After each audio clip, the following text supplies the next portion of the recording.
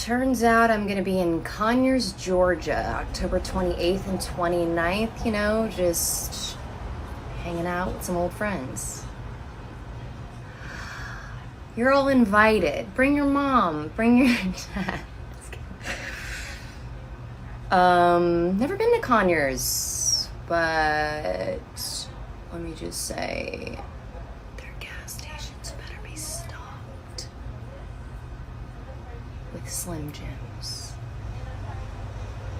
and those plastic triangle sandwiches and those apple pies and like the paper crinkly bag without the plastic to keep it safe.